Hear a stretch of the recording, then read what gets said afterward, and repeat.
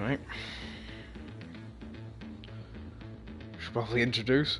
Hello and welcome to SRL Russia for round 17. And in comes the wild Cameron Weston Edwards. Who may or may not be able to be heard depending on his own settings, so... I can be heard if you want me to be heard. I think it'd probably be for the best, as you know more about this league than I do. Which is kind of weird since I'm the commentator for today's race. I've already got 2 people joined in, Jesus. And a comment. Oh, fan. I've got 4 different screens up. Just to clear up, I'm not commentating, I'm just help Luke. Help Luke, because he knows very little. Exactly. I had Kamikaze Fox hold my hand last week. Unfortunately, he's not here this week, so one of SRL's own drivers needs to be here. Oh, this would probably be best if I turned off. Right. Probably should do the driver rundown. We have... great. We have Alex Benacetti, we have Sandro Julius, we have Dion, we have Yannick Verpetten, we have Louis Quinlan, we have Francis McGinn, and god damn, we have Jesper Lepin, we have Lempelin, thank you, we have Ethan Croft, we have Sam Elvin, and then we have the person who I usually referred to as SN, and now I should probably refer to him as his actual name of Nick Van Gelder. We have Praga, who is Lewis Marshall. We have Gamer Freak as, oh my god, where the hell is he? Rene van der Stapp. And then we have the wonderful Cameron Edward joining me, and probably helping me out more than I will be commentating this today. Well, I hope not. Well, yeah, hopefully you won't. So we see Louis Quinlan is out on the track currently, running the Force India. Sandra Julius and Cameron Edward Weston also joining him out on track. Shh. Shush you. But yeah, last week was a hectic race with quite a bit of incidents. Hopefully we don't see that this week, but it is the Russian Grand Prix. Is a very quick circuit, so there might be a lot of drivers perhaps battling out for maybe even the win that usually won't be. So we stay on board with Louis Quinlan here. God, completely forgot how hard it is to commentate. Anyway, as he comes around the final 2 corners to start his lap, an estimated lap time would be around, god, if I can remember, be about 120? 36, 35 for the pole. Yeah, 36, 35. If you're either extremely quick or extremely cheaty, you can pull off a 134, but I doubt we'll be seeing that. Let's see how well Louis Quinlan does on this lap. Rounds turn 3. It's a very weird corner, turn 3. You can either hog it to the inside and get the faster line, or you can take the more preferred line, which is outside to in. But that is the slower route around the corner, which is quite weird, considering the fact that you do get a lot of marbles on that line if you're trying to run the quicker, but it also depends what kind of tyre you're on, whether or not you can hug that curb and keep it tucked in. But as Louis Quinlan, we've been watching him for the lap. He seems to be very nice, consistent and tidy as he opens his DRS and heads into the 3rd sector now. Probably one of the few tracks where a straight might lead to an overtake. Obviously Spain being another one. And the 2 more tricky corners, as they are off camber, you see a bit of a strike from the likes of Louis Quinlan. Hopefully he should be able to keep the car in check and come around the final 2 corners. Seems to be a bit timid, perhaps not wanting to push the track limits, as Russia has been known to be very, very anal when it comes to that, and we see a 35.5 from the likes of Louis Quinlan, who may be beaten out by Cameron Weston-Edwards. Let's see what lap he can do. And he sets a 35.4, it is a 10th faster. And let's see if I can sort that. Yep, there you go. I've actually sorted it. Everyone seems to be running on the Ultrasource. Sandra Dulius sets a time, and Gamer, who is Renee Vanderstap, sets a 1:35, and then gets beaten by Alex, who sets a 34.8. That is a pretty good lap time, considering the fact that it just trumps. And then you see yet another top of Yannick Verpenten setting a 34.5.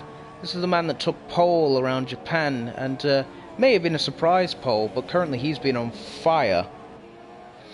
So, who knows, he might pull off 2 for 2. And perhaps even take that Grand Slam yet again. As for now, oh no, never mind. He gets beaten out by Lewis Marshall by .025. Yet again, these have been some quick laps, considering the fact that the first laps we saw from Cameron Weston-Edwards and Louis Quinlan were 1:35.5s. So topping off to a second slower than what is currently pole. And yet we have yet to see Ethan Croft do a lap, we've yet to see Dion do a lap, we've yet to see Francis do a lap, and we've yet to see Sam Elvin set a lap. So even they might be able to top the times, as we may go on board now with Croft, and he actually does set a lap. Oh no, never mind, he doesn't. I'm just very special. He actually comes on to start the lap, as there is an incident in Sector 1, and that is a very weird place to crash. How's he done that? I believe Sam Elvin has crashed coming out the pits, and that could prove very wary for people trying to set those faster laps, as it now means that they'll have to go off the preferred line, as Ethan Croft gets a bit sideways during the during turn 3, as I was saying. Holding that inside line can possibly mean to get the marbles on those tyres, and it did end up making a bit of a scary moment for the likes of Ethan. But now, as we stick on board, as he goes through the two very wide sweeping left-handers into the sharp right, which leads to the second DRS straight, and it appears to be he's taking it quite timid. Perhaps the dead body of Sam Elvin may be throwing him off a bit, but yet again we have yet to see the time, and it does seem like Sam will probably end up qualifying in last place, as he is 2 seconds currently off of Louis Quinlan, who is 9th place. And as I was watching that, Sandra Dulius has improved, and there's another incident. Ooh, sugar. Trying to figure out who the hell that is. See, is it VSF Francis? Oh, great. No, he's still in the pits. So, unfortunately, I can't figure out who that was for the yellow flag. But what I do know is Acroft was not able to beat Sam Elvin, and is currently sitting in 11th place. Who was the slowest?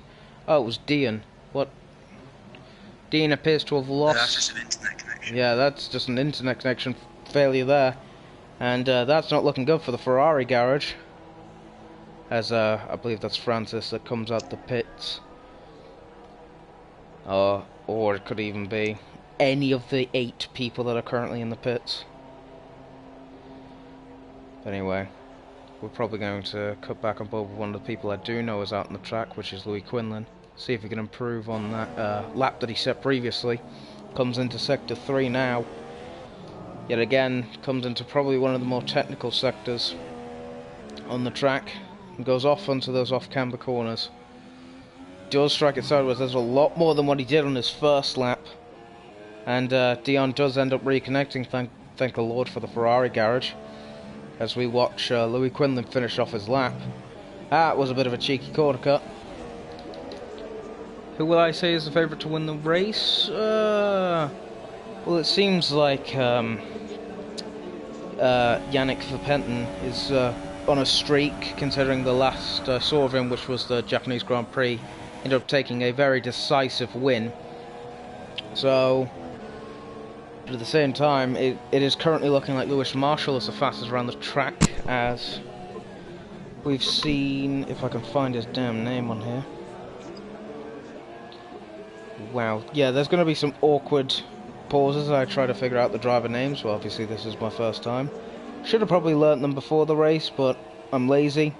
It's Jesper Lennon, sorry, that ended up taking up to P3. Leppenham. Thank you, I'm just going to call him Jesper. Just to avoid insulting him by mispronouncing his last name continuously. Oh, you can go away. Oh, God. But you see, Alex, I believe, has improved to P4 now. He's only sitting 2/10 behind Lewis Marshall. We've ended up missing up a lot of... Have you, Sandres is watching the live stream. But we've yet to see Francis or Dion set a lap. Francis maybe wanted a challenge and starting from last. It's going to be decisively easier around Russia, considering the last time he did it, it was around Japan, which is a very weird, very hard track to pass. And he ended up getting stuck behind the likes of Nick Van Gelder for that second place, and it ended up with contact with Nick Van Gelder ended up taking second place away from Francis due to a sort of bump and run between the two and Spoon. And I've just been told by Yannick Verpenten that hammer time is going to be engaged. That usually means that he's going to end up face first into a wall, because that's usually what Hamilton does when he says that. But anyway, all he has to improve is a quarter of a tenth, so hopefully he should be able to improve that, considering he's looking to get another pole. And oh my god, Yannick Verpenten was not kidding when he said begin hammer time. That is 6/10. He said a 33.8. There may have been a bit of cheaty doodling going on there, but that is an astonishing lap from Yannick Verpenten, and he's looking for 2 for 2 currently. And now that means Lewis party mode for Francis in the race. Yeah, it definitely means Francis did that in Japan, and he ended up scoring through the field as we watch Nick Van Gelder get very sideways off of the final corner. Oh, there's been another yellow flag. Praga has retired. He's seen that lap pop up and he's decided, you know what, I don't want to go for it. But it seems like most people are retiring as there is 9 seconds left in the lobby. I didn't even notice that. I've been too engaged in the fact that Yannick Verpenten decided to go 6/10 faster than Lewis Marshall. As we see René van der Stappen take second from the likes of Lewis Marshall, which is, I believe, an upset to some extent.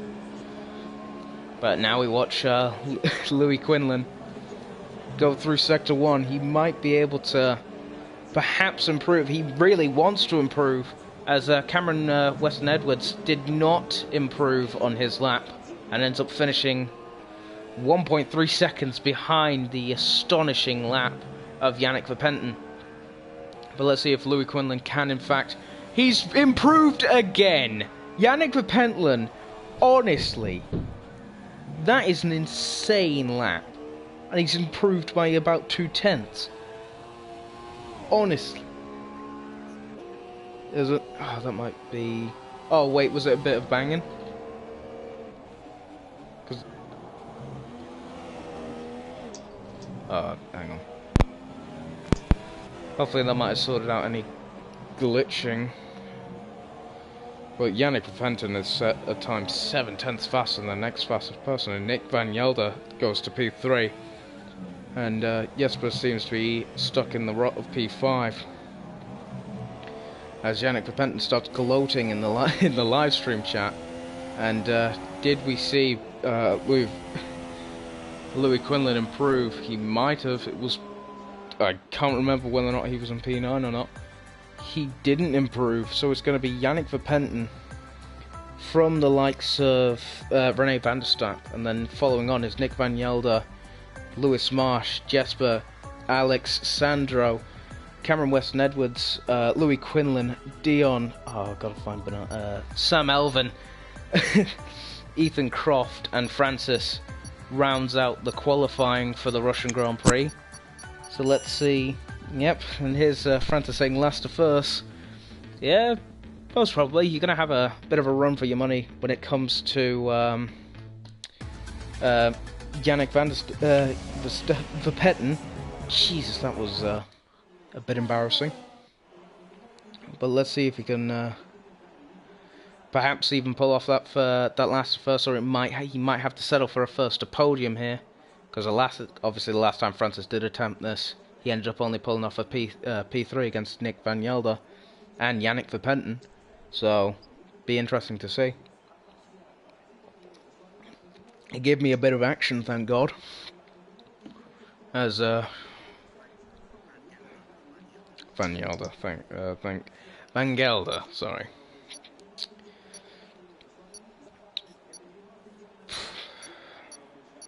We wait for 2 seconds, the agonizing 2 seconds to start off the race. And as I go on for the formation lap, I'll see if I can give another warm-up. As who the hell is that? As I decided, screw the formation lap, he's off. Oh, and Sandro gets disqualified for collision with someone. That's slightly unfortunate. He will not be able to complete the formation lap. But we have, oh great, I'm gonna have fun. Yannick Verpetten from René van der Staap, from Nick van Gelder, from Jesper, from Alex, from Sandra Julius, from Cameron Weston Edwards, to Louis Quinlan, to Dion, to Sam Elvin, to Ethan Croft, and then to finish it off, Francis going for a last to first attempt for the second week in a row. Hopefully he's able to perhaps pull it off this time round, as there was a very weird backup there, and that means the likes of Ethan Croft end up falling prey to the stupid thing of F1 2017, where if you tap someone very lightly, it usually means you get removed from the formation lap. Oh, yeah. Sorry, Nick van Gelder. He's just put in the chat. By the way, I noticed you when you were calling me SN. Yeah, last race. Sorry about that.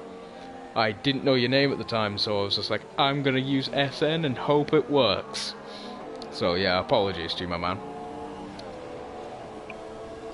But interesting to note that not position change, that there is actually 2 people starting on Supersofts here. As Francis yet again goes for the harder tyre to perhaps pull off the definite one-stop that will be happening. Maybe some people running from Ultrasofts to Softs, so the tyre wear is that bad. Or the main being the Ultrasofts to the Supersofts, as it's very easy to run. But yet again, there might be the certain few that either have the worst tyre wear in the world, where they'll decide to not risk it and go for the softs. Yeah, I know that now, Nick. So, but thank you for putting it in the chat, just in case I do forget in the short span of my brain.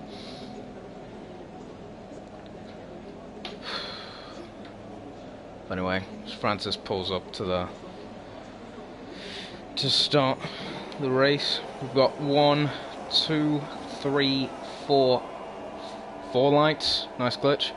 This lights out and away we go, and let's see how well the start goes for Yannick Verpetten, seeing if he can hold on to that pole position. But usually, oh, there has been someone that has died in the background. That was Dion. I'm surprised he is not currently sitting in the morgue, as Lewis Marshall made an excellent run, but unfortunately went off the track and ended up losing up so much time, as it appears to be Sam Elvin and Francis have both moved up a lot of positions on those Supersofts from the start. There are people skittering everywhere. I believe that was Francis that almost died hitting the outside wall as he was forced there, and he falls back to P11. He was sitting in P7 for a while, as there is a side-by-side battle between René van der Staap and Nick Van Gelder, and he ends up getting back into first place, which is kind of scary for everyone involved, since Yannick may just run away with this race. But hopefully I'll see if I can pull up the order after the end of lap 1, because there are still overtakes happening in the middle of the field. But let's just see. Apparently Yannick Verpenten is continuously losing a position, as Alex and Jesper have a battle currently for P4. Seems to be the Haas driver is able to hold on, as Louis Quinlan tries making a very aggressive move on Ethan Croft. Doesn't appear doesn't appear to have worked, as Louis Quinlan is starting to fall back. So even maybe Francis making a move, and he does. That was a bit out wide for Louis Quinlan. Hopefully he'll be able to hold that on the track. And let's see if anyone has lost position off the start. That yes, the main position gainer is Francis, and unfortunately the main position mover, the main loss of position there, going for Ethan Croft, who is for even Sandro Julius. As he tries to hold on to P10, he's lost 3 positions off the start. May have been 4, considering the fact he has been battling with the like of Sam Elvin. But yeah, Francis making a brilliant start. Moves himself up to P8 on those super softs, so perhaps he'll be running, well, not perhaps, he will definitely be running faster through the races. That is a very, very awkward place to go off. And I believe, if I can catch who that was, it wasn't Francis. It was Van Gelder. Ah, you my fan. Anyway, so we watch Francis close up to the back of Cameron Weston Edwards to see how well he defends. As Cameron does, yeah, Cameron just lets him by. That might have been a smarter option, considering the fact that Francis has made probably one of the better starts of his career. But yet again, I only have 2 races to go off. But Francis now moves up 6 positions since the start of the race, so that has been an absolute electric start. And now it might be Nick Van Gelder's turn to fall prey to a McLaren Honda, which seems very weird to say. Oh, that is front wing off for Nick Van Gelder. He lost it on the back of Alex, and that might end up in a bit of rage. But as we see, oh, it was sort of hidden by the camera there. Brilliant choice, F1. Really got a brilliant view of that. But yeah, as you can see, the front end plate. Oh, there's more contact, and Francis may sneak through here, as Nick Van Gelder decides to straight line the second part of the first complex. And he's really got to be feeling the damage of that front wing, and yet there he goes. Francis takes him around the outside, and Francis actually looks to be in a very good position to perhaps win this race, as it seems like Yannick Verpenten has not pulled that far away from Lewis Marshall at the front. F2 or SRL. Depends on what your fancy is, my man. But now we watch Alex is now under the heavy pressure of Francis. This stream is probably only going to be Francis at this rate, because he's made an excellent start and he's the closest, except for perhaps Cameron Weston Edwards on the back of Nick Van Gelder. But oh, that is some heavy defending between Alex as he locks up, and Francis tries to go around the outside. That would have been astonishing if he pulled it off. Unfortunately, he didn't, and I've been given the best camera angle by F1 2017. Thanks. But now Francis starts to move back a bit as Cameron Weston Edwards starts to make a move around the outside of Nick Van Gelder. Has he made it stick? As Nick Van Gelder stays out for another lap. I don't think that was a right play unless he's trying to make it to the softs, as Cameron Weston Edwards cuts right across on the front of Sandro Julius. And that may have ended in blood, sweat and tears for the Sauber and Ferrari driver, as God, Nick Van Gelder is really struggling, and Cameron Weston Edwards defending heavily from the likes of Sandro Julius, and yet whilst doing that still can't make the move on Nick Van Gelder. And now Sandro Julius has the preferred line going into turn 3, and see can he make the move, as Nick Van Gelder's really throwing a spanner in the works for these two drivers. And oh, there's contract.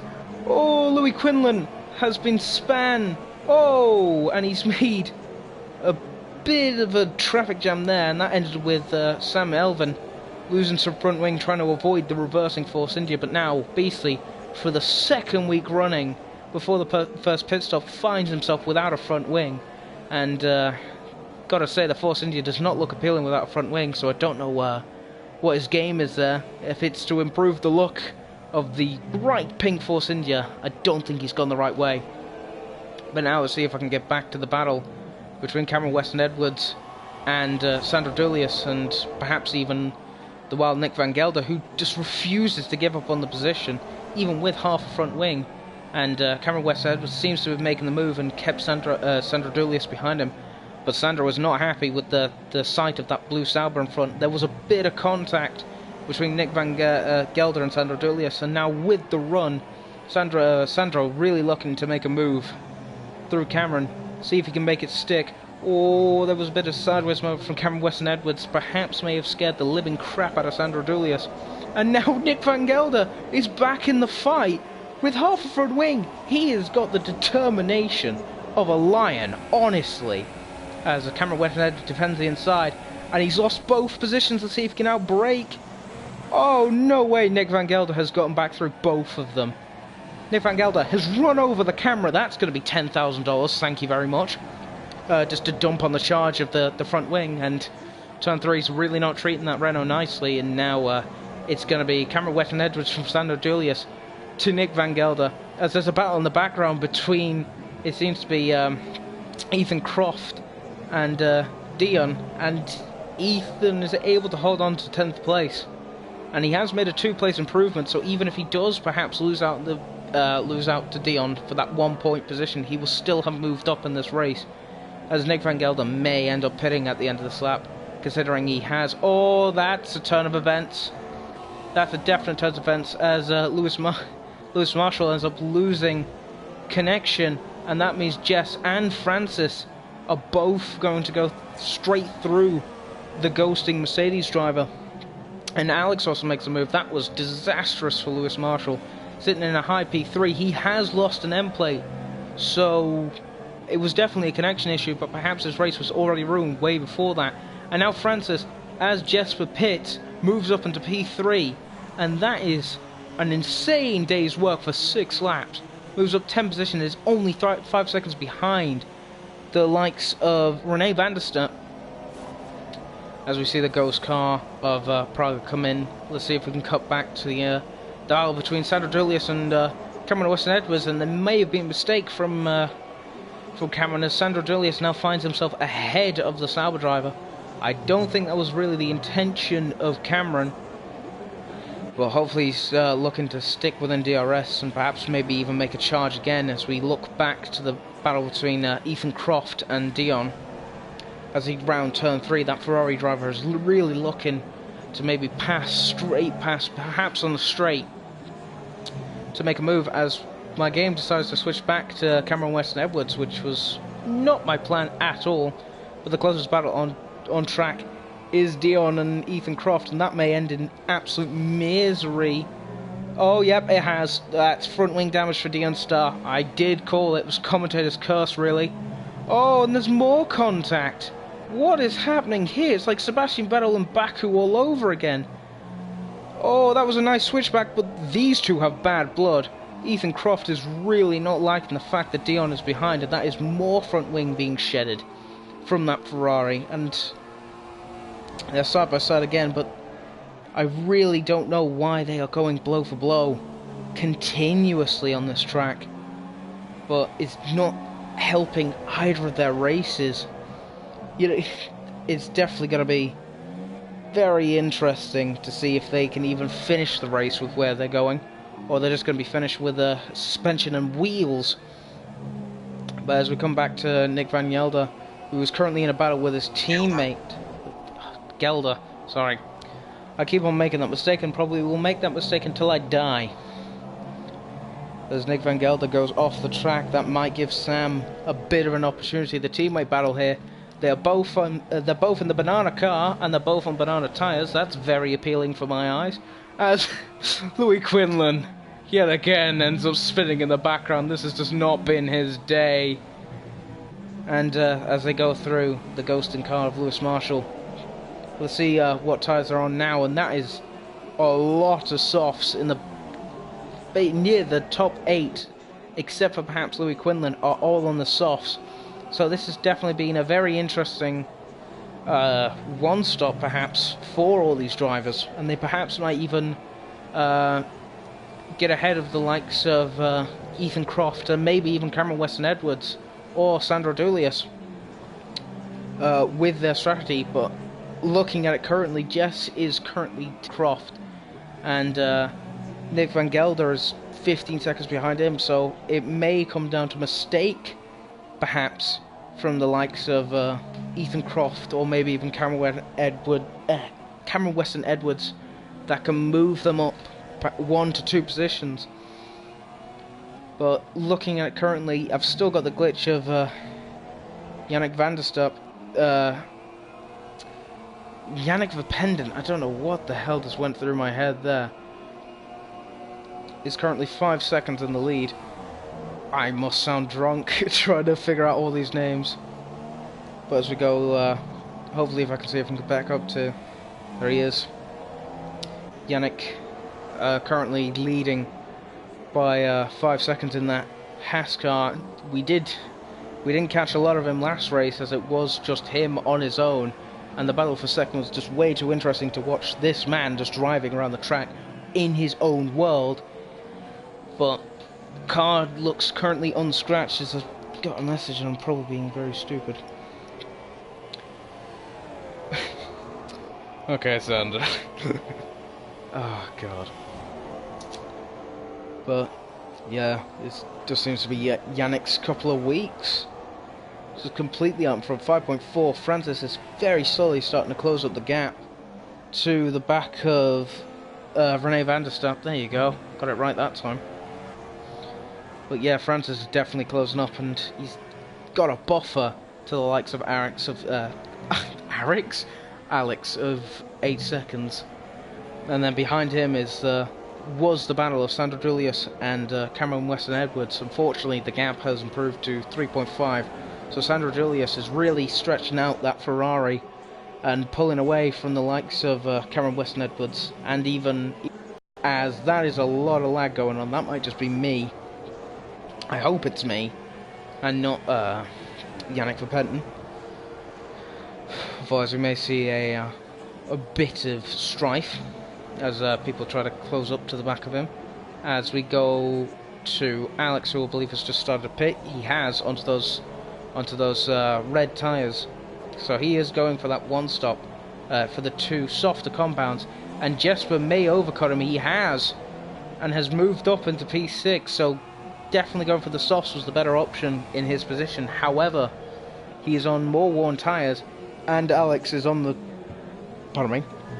softer tyres, so it definitely could be a case of perhaps even a couple of laps for Alex to catch up to the back of Jesper. So any close battles? There is a battle actually between Cameron Weston Edwards and Nick Van Gelder, and Cameron has moved and got ahead. Well, that was a bit of a sideways moment of Nick Van Gelder, but we've known from last week that Nick Van Gelder is very fast and very good at keeping pace with cars. And as I said that, he almost clouted the wall and ruined any chance, as that is an amazing save in the background from Sam Elvin. So doesn't seem to be going Renault's way currently, but hopefully they can perhaps maybe even pull off a move on Cameron Weston Edwards on the softer tyre. We have been seeing that Cameron has not exactly been taking very big risks when it comes to this battle, except for with the man behind him currently, which is quite funny. And Nick Van Gelder looks to the outside. Cameron Weston is only probably going to give him the outside, drives him near off the track. That was very good defensive driving from Cameron Weston Edwards and keeps him ahead in P8. However, this battling is not going to be helping him when he's perhaps trying to catch up and get the undercut to Sandro Julius, and he gets sideways off the corner. That means Nick Van Gelder can try go around the outside again, gets run off the track. They're going to be side by side going into the final corner, and it seems to be Nick Van Gelder cannot get past Cameron Weston Edwards currently. but there's a bit of devious weaving, but it may be in the rules. It depends on whether or not... Oh, there's been mad. That's not good. Cameron Weston-Edwards tried squeezing Nick Van Gelder off to the wall, and he gets a 3-second time penalty for corner cutting. It just adds insult to injury. And Nick Van Gelder, does he have more front wing damage? It doesn't look like he has. And Cameron Weston-Edwards with an over and under. That was astonishing driving, considering the fact he has half a front wing. He's doing exactly what Nick Van Gelder did to him. So it's definitely very funny to see the fact that half a front wing seems to be going just about as fast as a front wing. Oh, Nick Van Gelder did run off the track there to get the move on Cameron Weston-Edwards, and yet again Cameron Weston-Edwards has gone for the over and under. Will he go for a dive bomb here? No, he's just going to buy his time, and that is more front wing damage. Cameron Weston-Edwards is trying to even out his front wing damage, so it doesn't impact him on one corner and not for the next. Sorry about my chair squeaking there, as Cameron Weston-Edwards goes completely off the track. This is going to end in absolute tears. He goes out wide, barely clears the safer barrier and hits the actual barrier, and he has evened out the front wing damage. I believe that might have been his intention, and I don't really think that was the way that Cameron wanted that to end, as he's probably going to pull in some pits. He does. Is it going to be for Ultra Softs, or is it going to be for another set of Supers, if he has any? As I now just seen that Ethan Croft has closed up to the... has still not let go of Jesper.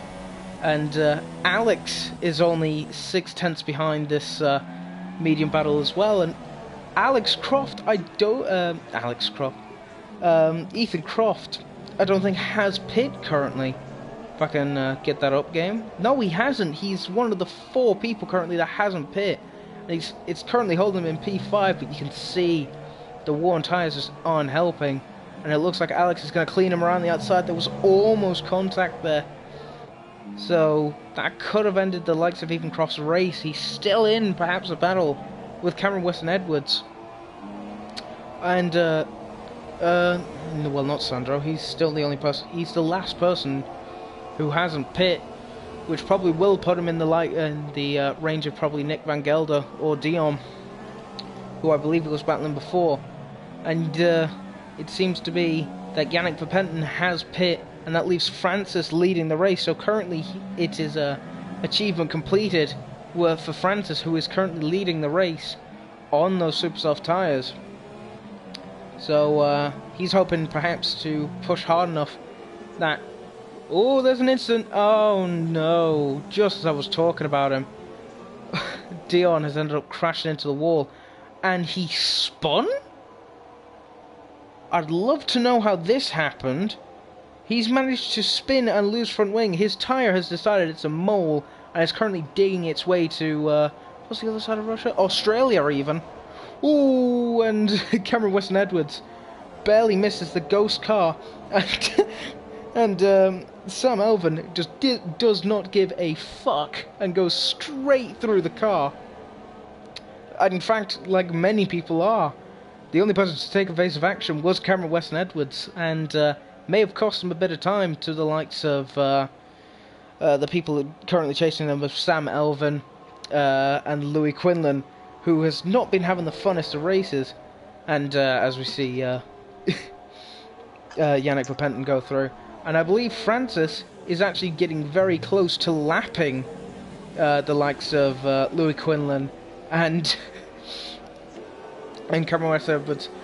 Hopefully the Sector 2 and Sector 3 will be cleaned up, otherwise there may be perhaps some very big overtaking opportunities cancelled out because of that. Double lockup for Francis, but it's a 16-second gap. So let's see if he can manage it, perhaps get out ahead of the likes of Rene van der Stapp. But going back to the battle for P4, unfortunately I'm going to have to be a bit unprofessional here. And Jesper is currently right under the pressure of Alex. He has not yet lost the position, and this is for position, as Jesper is going for the end of the race on those softs. Unfortunately, he did pit quite early, so perhaps he may not be able to hold off the Red Bull driver. But these camera angles are not being fun currently. See if I can pull up the tyre details I can. And there's now only 4 runners of the soft lift in the race, and the highest up is currently Jesper, but he may end up succumbing to the likes of Alex, and it appears to be Sandra Julius has started to close in on this this mini battle, as Nick Van Gelder is sitting in a world of his own in P7. Ethan Croft perhaps trying to close up the gap, and then even then Ethan Croft is in a world of his own, as Cameron Weston Edwards is 21 seconds behind, so Ethan could even pit and still be ahead.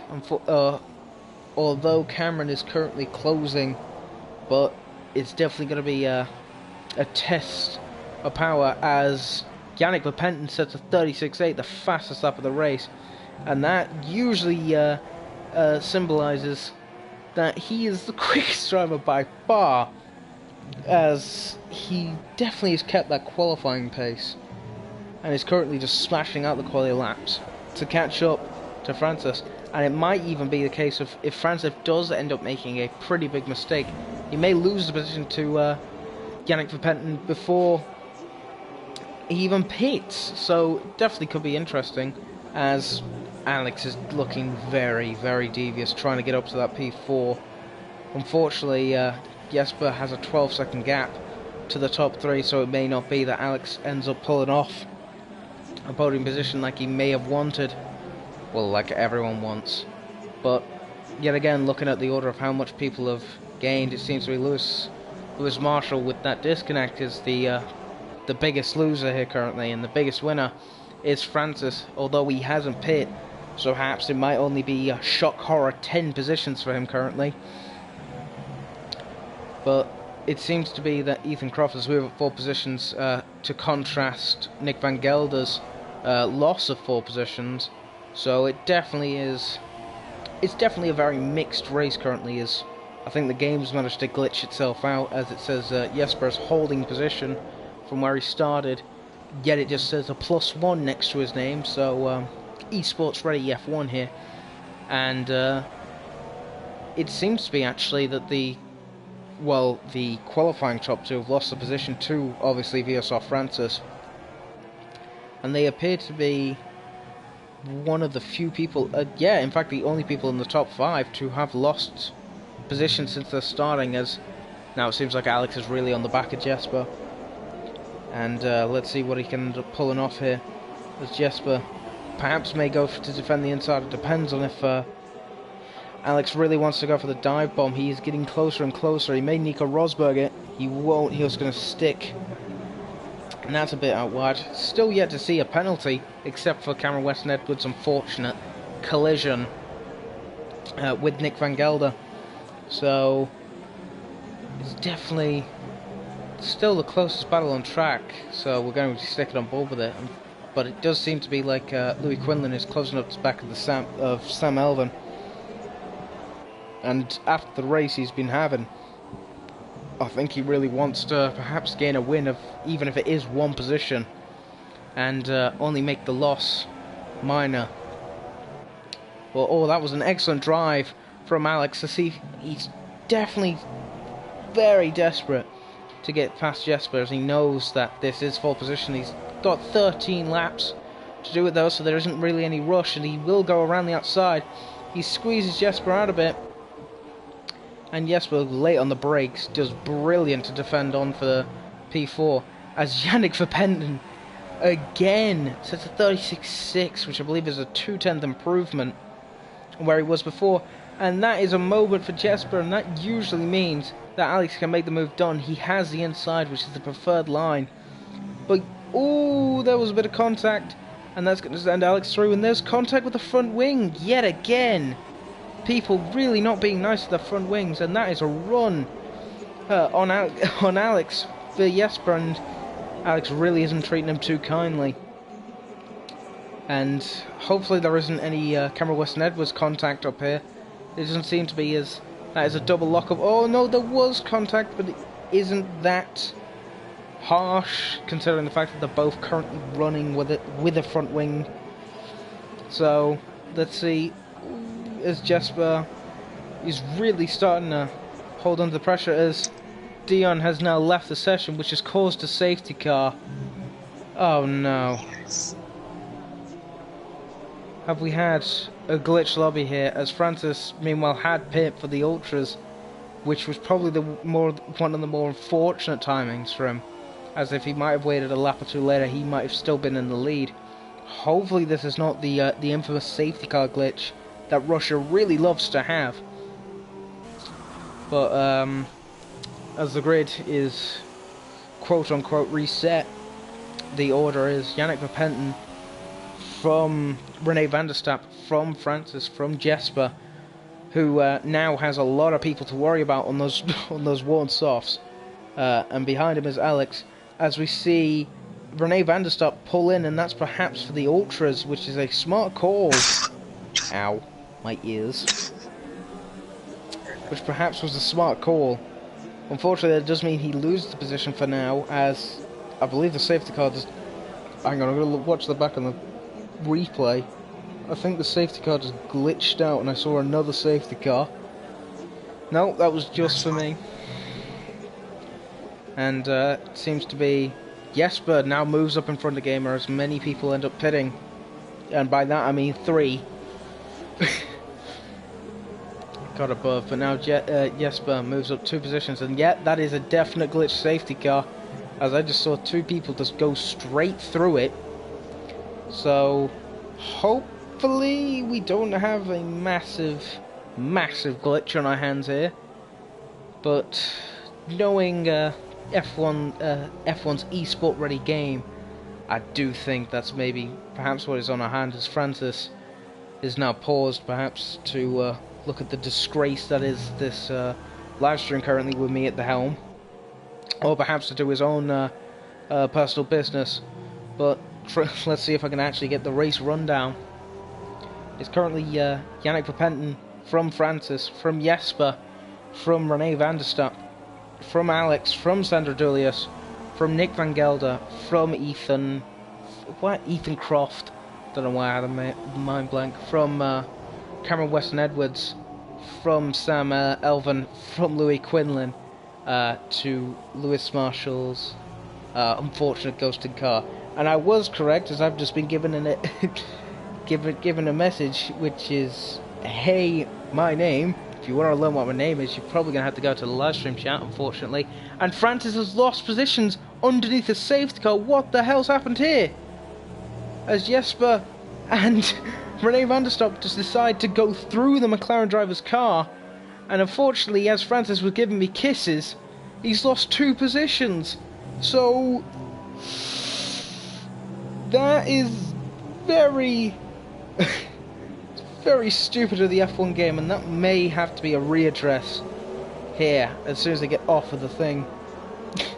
Francis is really not liking the fact that he was giving me a loving message to lose 2 positions, so there may be a bit of an incident with Jesper and René van der Stapp overtaking underneath the safety car, and that is not the issue you want currently.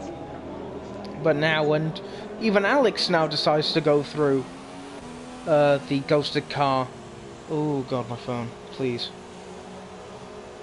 Oh, Jesus. Yeah, I've lost the message. So, I've just lost the message with everyone's names, so I'm gonna have so much fun. Hopefully I can sort this back out, otherwise you're just going to be seeing me struggle with people's in-game names, so god. But due to that unfortunate mishap, it's now Yannick Verpenten from Jesper to René van der Stapp to Francis, who lost 2 positions, and now that might mean that he can't pull off his last to first. He was in the best position possible for it. He was in 2nd place, sitting behind Yannick Verpenten, who was on... Ooh, that was a bit close between René van der Stapp and Jesper. But yeah, Francis really is not looking to be too happy with what what was highway robbery, and he is currently weaving that McLaren in pure agony. But it's definitely not. Oh, that was a complete mess there.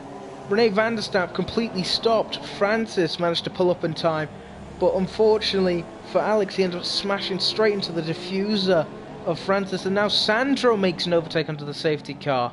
What is going on? Oh, and Sandro Julius is giving back the position to Alex, so hopefully, yeah, we see Alex pulls out a bit. He should probably go into the pits at this point, but he won't. So Check your Insta. Check my internet. Insta. Oh, Insta. Have you some? Yes, thank you, Cameron. Alex crashed, by the way, mate. Yeah, I saw. He's just given up. So that might cause a yellow. Yep. Unfortunately, there, Alex has decided to commit suicide into the Lukoil signs after that very, very stupid incident under the safety car, and now I'm on the ghosted car of Lewis Marshall. As Francis says, he's not going to go AI to type anymore, so good call. But that was definitely not what we wanted to see under the safety car, and we have been under safety car for 4 laps, so yikes. We may have a safety car glitch, especially since the fact there have been incidents and even someone committing suicide of Dion and Alex. So yeah, that's definitely not that good. I don't know what to say. It's just been such a hectic safety car period, which you never expect to say. But we've seen, oh, there's more incidents as Cameron West-Edwards tries to avoid the back of Ethan Croft and has Sam Elvin run into the back of him, so that's even more front wing getting shed, and now Louis Quinlan almost gets dumped into a wall. So this has got to be one of the worst safety car periods I've seen in this game. And the safety car does not look like it wants to go off the track. We may be having a NASCAR moment where the pace car decided to stay out for an extra 2 laps and ended up getting black flagged. So we might actually be seeing that here, F1 style. Oh, we may have a backing up of the grid. I can't tell. I believe it is. Hopefully that means that the game has sorted itself. And if it hasn't, then, you know, esports ready, ding. But now that actually means Francis is back up to P3, so he's gained one of the 2 positions back. But it's a Haas 1 too, and Francis is definitely looking to spoil that. As everyone gets bunched up and away they might go. I can't remember where they end up getting unleashed. Oh, and they do there, and that is absolute chaos. That's another. Oh no, that has been absolute disaster for Ethan Croft. And that seems to be Yannick Verpenten has actually made Jesper lose front wing, and it's 3 wide in the background. Unfortunately, I'm going to have to be very unprofessional here to figure out who it is. And it's Cameron West-Edwards taking on the 2 Renaults. He may have a look down the inside of Nick Van Gelder, as Nick Van Gelder accidentally almost makes a move on Sandro Dulius. And then now it seems like Cameron West-Edwards is trying to make a move around the outside of Sam, and there's an incident in Sector 1. Oh no! What's happened there? Oh, and there's contact between Sandro Dulius. This has been a hectic start. It's not even a start. It's after a safety car restart. Everyone has kicked off and decided to hell with it. We've seen many front wings go flying off into the void, to never to be seen again. And there's more contact in the background. Oh my god. And somehow in all this, I missed the fact that Jesper lost about 6 positions, and he's now on P8. And sorry to switch through like this, but now Sandro finds himself behind Cameron Weston-Edwards again, and that is just really not all that well, as Louis Quinlan looks to be making a move on Jesper, and Jesper has lost front wing, So that means it will be an easy move for Louis Quinlan, and somehow Louis Quinlan finds himself back in points after spinning twice on his own accord. So he's definitely done well to perhaps even pull back a points finish, considering he was about 2 minutes, like 2 minutes down. But now it's going to be Yannick Verpenton. Currently will have René van der Staap holding off the charging Francis. They are both on ultras, so who knows? It seems to be Francis might be thwarted from a last first yet again by the driver in second. Last week it was Nick van Gelder, and this week it might be René van der Staap. So, oh, Francis, oh, hush my mouth. Francis decides, do you know what, to hell with it, and goes down the inside.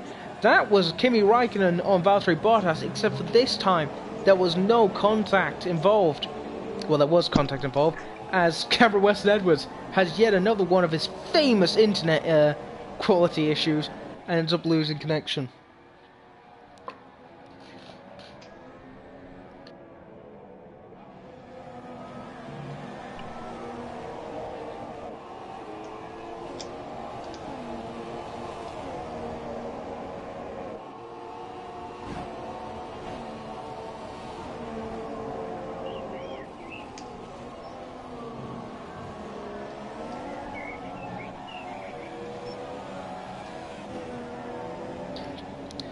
Alright, sorry about that, I ended up losing some microphone connection. But as we watch René van der Staap now perhaps even come up from the pressure of Nick van Gelder. As my phone is yet again, there's like a bird going on in the background as Francis has the fastest lap chasing after Yannick Verpenton. And there's another crash in Sector 3, I don't know who that is. That might be the reconnection of Cameron Weston-Edwards, hopefully it is. And, oh, things just went from bad to worse for Cameron Weston-Edwards, who gets a 5-second time penalty for speeding in the pit lane, and he might just consider a retirement at this point. But he may stick it out until the end, which I can say very few drivers do in this day and age. If there's another safety car, oh no. What's happened here then? This may be the safety car glitch that I was on about, but that might have just saved Cameron Weston-Edwards' race again. So it definitely does depend. Do we see perhaps the likes of Francis dive in, and perhaps even some of the people that lost front wing from the restart? But the top four had pulled out a gap to fifth place, who was Sandro Dulius, who was finding himself in a very high-paying position, and behind him Sam Elvin is sitting in P6 from P11, so definitely seen some very big improvements. But as Francis is very much complaining about the safety car, he's definitely doing a Lewis Hamilton here, of wondering why the hell the safety car's out. And Francis, don't give me a scale like that before you were going into the pits. But now he has to file up behind Yannick Verpenton, and that just means that his lifeline of those ultras and supers is just very sorely. He's going to have less and less laps. It's going to be probably lap 26 when they get released again, and that's usually too late to really make a move. That means Francis is really going to have to put the pedal to the metal and to perhaps even snatch this win from Yannick Verpenton, who yet again has been from start to finish near leading. The entire time, the only man to have stopped him from leading for any part of this race has been the car currently sitting behind him of Francis. But as we see Sam Elvin and the likes of Louis Quinlan dive into the pits for perhaps new Ultra Softs. Let's see what tyres they have gone on, as Louis Quinlan has made 4 stops this race, same with Ethan Croft. So, and same with Cameron Weston-Edwards as well. So, oh no, Cameron Weston-Edwards actually beats the record and sets 5 pit stops, so you know how bad that race has gone. And he's now currently sitting behind Lewis Marshall. So he's sitting outside the points to a man that is ghosting, which is definitely not the way he wanted to see his race go, and it currently seems to be Lewis Marshall in the ghost world, along with the top two of Francis and Yannick Verpenton, are still the only two to only a pit once. And it was the fact that Rene van der Stoep was on the one stop as well, until that first safety car came out, where he did end up diving into the pits to make that, and that is an overtake under safety car yet again between Rene van der Stoep and Nick van Gelder. So definitely doesn't seem to be that a lot of rules are being implemented here. It was a yielded position, however, so we do find Rene van der Stoep back in front of Nick van Gelder, but it's not been the funnest of races for most people in this grid, and Francis may have to avoid a very slow Yannick Verpenton off at the start of the safety car period, as the last time we saw it, the Yannick Verpenton ended up crashing into his own teammate, who now finds himself in P7 of Jesper. So it's definitely not been the funnest of yet again to go back onto the funnest of races. And now Ethan Croft ends up tying. There's more front wing damage shed. That was Sandro Dulius, I believe, who's ended up losing a piece of his Ferrari front wing. No, it was Sam Elver behind him has lost more front wing, and he's already done 4 pit stops, and it's probably going to be a 5th with that collision, and this has got to be the most pit stops I've ever seen for a Russian Grand Prix. I'm usually expecting the number of pit stops for a Monaco Grand Prix, but not a wide open track like Russia. This has just been insane. As we watch the Ferrari stuck in between a Renault sandwich currently, and there's people fanned out all around the track, perhaps trying to avoid front wing damage getting absolutely blitzed off their car. But hopefully the safety car should be coming in this lap, otherwise Francis will have less time to make that move that he desperately needs to do. And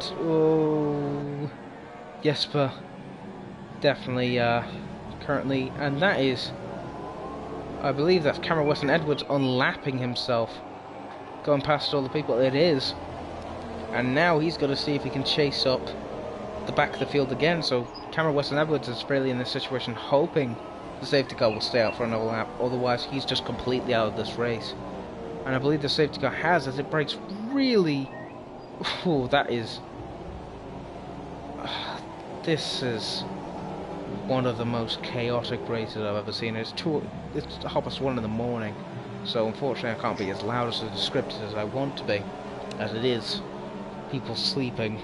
So you're stuck with this more. Oh, that was contact. This more boring voice for now. If it was earlier on, you perhaps get the nice energetic voice, but unfortunately you're stuck with the it's very late out and I don't want to get into shit with the neighbours mode. And it is actually the fact that Sandro Dulius has lost a piece of his front wing. So fortunate for the Ferrari driver, who is the only Ferrari driver still left in this race, as Dion took his own life in about lap 13, and Alex at the end of the first safety car decided he just wasn't having it after crashing into Francis. As what is going on here? It's just fanning out everywhere, and I think there's Jesper getting position back on Sam Elvin. What is going on? Honestly, it's like a demo derby under a safety car, and it's not. Honestly, it's not NASCAR. You don't have to get right up to the back of the driver in front. That's what most of these drivers are doing. The only 3 drivers that are really conserving the front wing are people that have already lost their front wings. It seems to be Rene van der Stoep is one of the 3. Sandro Dulius, who are currently riding on board, is second, and Jesper is the third. And it's honestly... Oh, Sandro knocks his front wing again. Meanwhile, there's, I think, more interesting driver would be Cameron Weston-Edwards trying to catch back up to the back of the field. And we may have seen a bit of a cheeky track extend, but he has to push. As there's an overtake in the midfield for 4th place between Nick Van Gelder and Sandro Julius. I don't know what is going on through most of these drivers' heads, but it isn't a good thing. It's not been the cleanest of races I've ever seen. It's definitely not been one of the... It's definitely been one of the more exciting, though, as Cameron Weston-Edwards is really pushing track limits to catch up to the back of the safety car period. We may see a bit of a corner car here, yep. But he is, it's definitely for a probable cause of catching up to the back of a currently stacked up field. And I believe we may actually be getting going again. If the camera would switch, yes, we are getting going again, and Cameron Weston-Edwards is not caught up to the back, and as we go back to green to DRS has apparently been enabled. There you go, it's been disabled again. And now Francis has to make a move here with 2 to go to see if he can earn the achievement of last to first. But yet again, he does have another lap to perhaps pull off that that overtake of Rene van der Stappen and perhaps ruin what was a pole to first. And he's definitely looking for any option available. Unfortunately, if there is any other battling, we're not going to be focusing on that, as this is a very intense battle. And Francis is trying to do the move what he did to Rene van der Stappen. It's worked. Francis has actually moved himself on to first after taking Yannick Verpenten by surprise, but Yannick does the exact same thing back, and now that's bringing Rene van der Stappen perhaps into the contention for the win as Francis tries to hold around the outside, goes off the track, and it's currently 2 by 2 between the top 4. There's a bit of contact between Francis and Yannick Verpenten, and now Francis moves up into first place. And let's see if he's able to hold it for the McLaren boys, as Yannick Verpenten is now really going to be looking for a way through, as Francis, obviously elated with moving going to first, gives a bit of a weave and perhaps even a bit of a goodbye to the Yannick Verpenten. But it ain't over just yet, Francis. You've still got another lap to go through. And just to prove my point, Francis gets a bit sideways as we see Nick Van Gelder move past Rene van der Stappen. Now all of a sudden we've got the top 3 from Japan, as that's a spin for Jesper in the background, and that's just going to cap off what was probably one of the worst. And that's Sam Melvin out. Was that a crash on his end? It was. He was running a bit too far out wide and ended up clipping the wall, as we see Cameron Weston-Edwards doing the most stylish 180 I've ever seen into the camera view. Unfortunately, he's missing half a front wing, so he's probably only getting P9 here. And he's taking it a bit slow. Oh, he's going into the... What are you doing, Cameron Weston-Edwards? Fakes going into the pits for the audience, and then decides to stay out. But now, cutting on to Rene van der Stappen, is currently still on the back of Nick Van Gelder as he goes out to Narnia off the edge of that corner. As Sam Elvin ends up leaving, but now...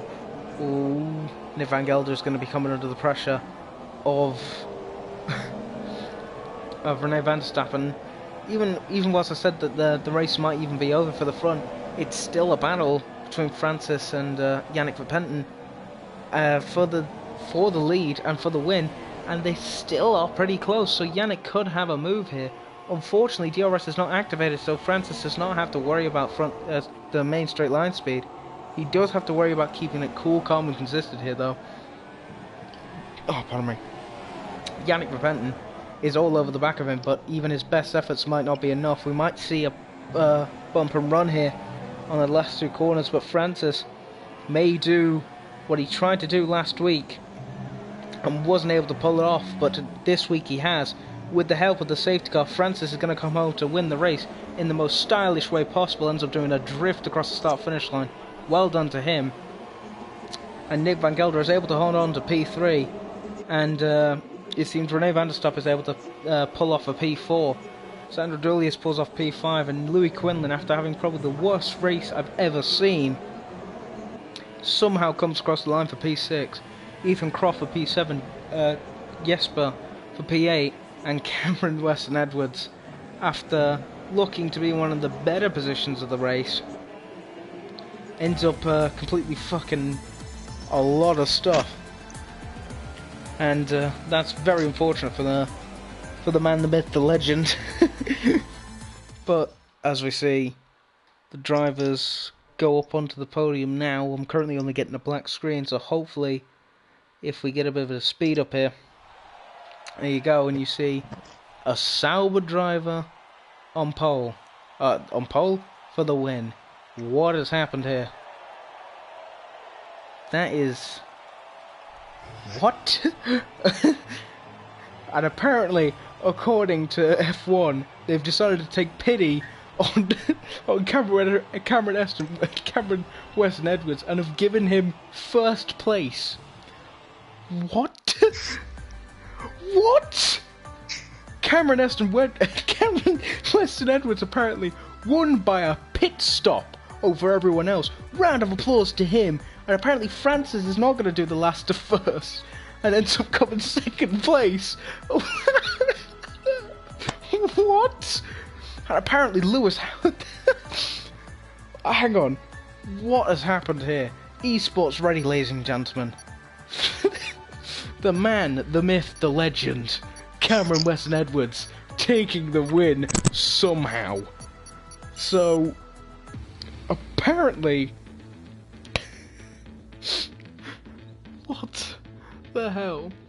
Cameron and I believe Sandra Julius, who has commented on the live stream,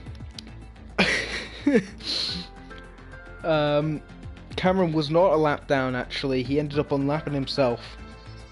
But apparently, the Esports Ready F1 I know what's happened. The Esports Ready F1 game has decided that Cameron Weston Edwards after I lagged out of the session, it thought I was a lap down and I wasn't. It told me to go past everybody, and then has just given me the victory.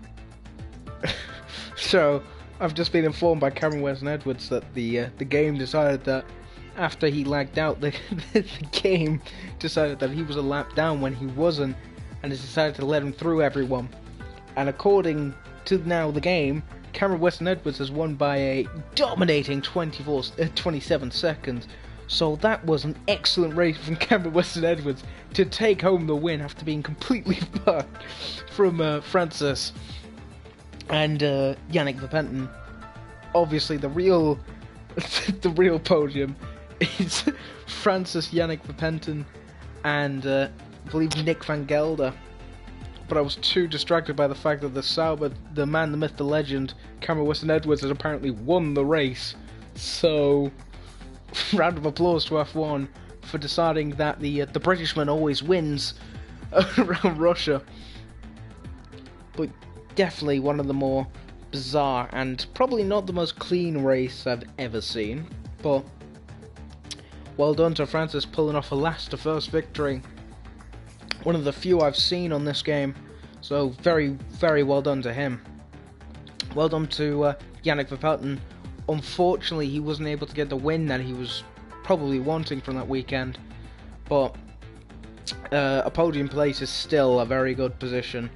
And well done to Nick van Gelder, who I thought was out of the race from about lap 8 onwards with that front wing damage, but somehow managed to make it back up to third place. However, there might be a bit of a thing with the safety car incident with Francis, but luckily enough for himself, it didn't impact him so much that he ended up not winning the race because of it. He was still able to pull off that, in my eyes, amazing victory. But yeah, on to Nick van Gelder. As I said, thought he was out of the race, and he managed to pull it back in that Renault, so it was an especially good drive. And unfortunately, no one knew on the podium this week from last week, but it is a different order, and it means that Francis now gets put on top after yet again a stunning drive from Yannick Verpenton, unfortunately, who didn't pit from the first safety car, and that may have screwed him as he was stuck on the more worn super softs compared to the ultra softs, and that was probably the edge Francis ended up using in order to get that definite advantage and steal the win with 2 to go from him, which is very unfortunate for Yannick Verpenton. But yeah, after a very interesting race and a very interesting result, yeah, no, this is like one of the most bonkers league races I've ever seen. Glitch worthy, definitely glitch worthy. But yeah, Sandro's just put it perfectly. Thanks everybody for watching, and hopefully we'll see you next week. And hopefully it's Kamikaze Fox in the seat. Otherwise, you're gonna have the struggling Australian again. But anyway, take care. Peace.